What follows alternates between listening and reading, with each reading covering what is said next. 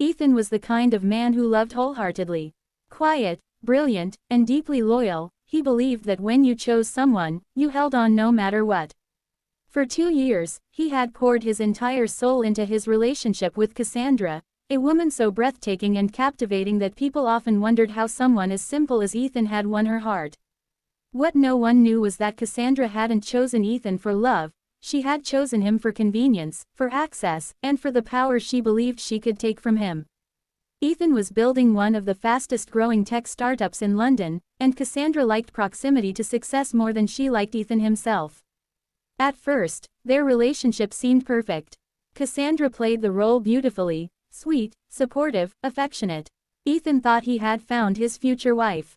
But slowly, things began to shift.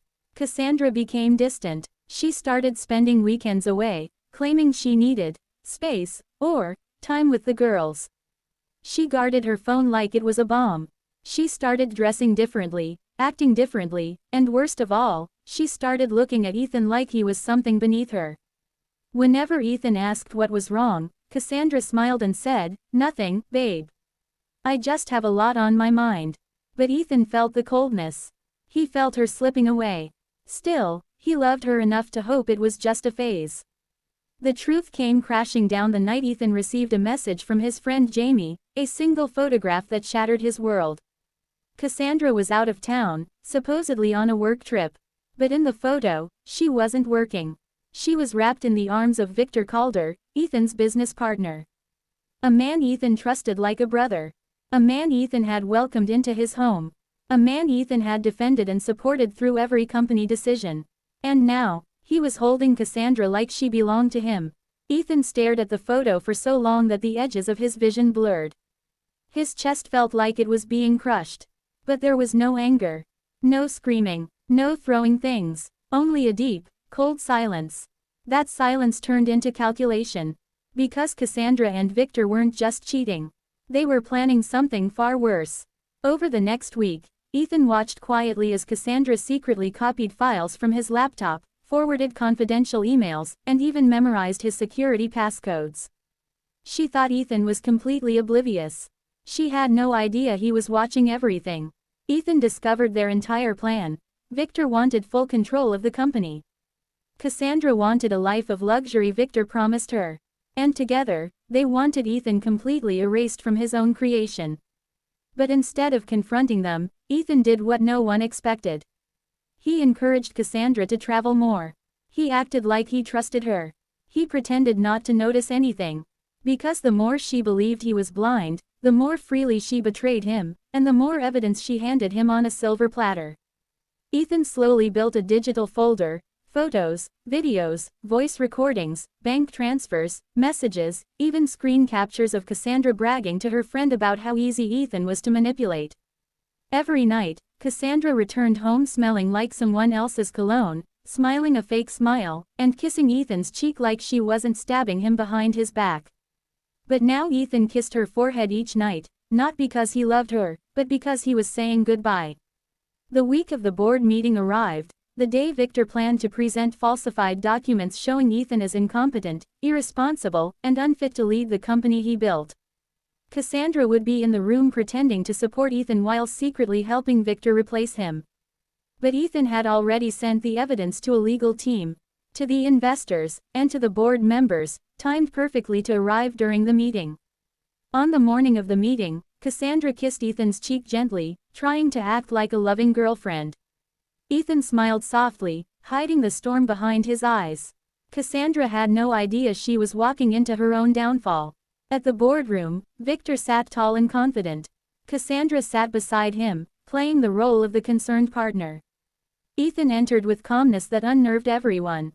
Halfway through Victor's speech, the boardroom doors opened as auditors walked in, holding a thick stack of documents.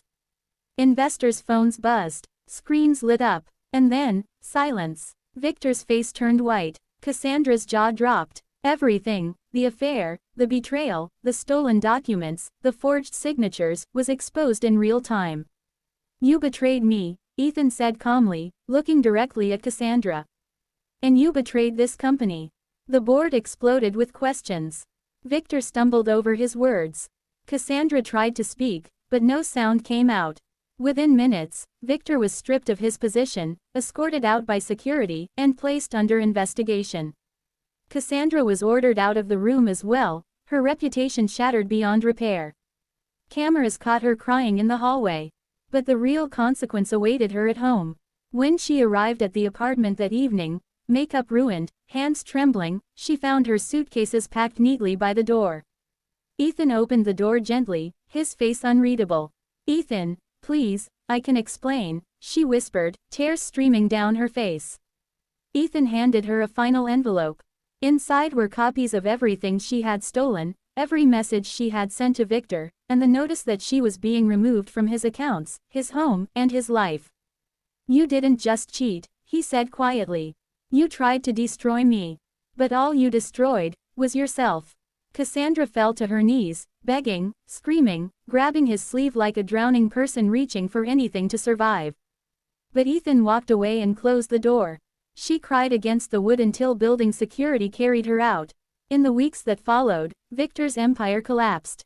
His accounts were frozen, lawsuits piled up. Cassandra became a social media scandal, blacklisted, mocked, and abandoned by everyone she once impressed. No job would hire her. No friend wanted to be associated with her. Her days of designer clothes and luxury trips were replaced with a tiny rented room and constant regret. Meanwhile, Ethan flourished. Investors trusted him more than ever. His company expanded faster than anyone predicted. He traveled, healed, grew stronger. One afternoon, his assistant walked into his office and said, "Sir, Cassandra called again." Ethan didn't even look up. "Block the number." As he stood by the window, watching the city lights glow beneath him, he realized he was no longer angry. Cassandra's betrayal had nearly broken him, but it had also built a stronger, sharper, wiser version of himself. Cassandra had tried to destroy his life. Instead, she fueled his success. She tried to break him. Instead, she sharpened him. And that was the most satisfying revenge of all.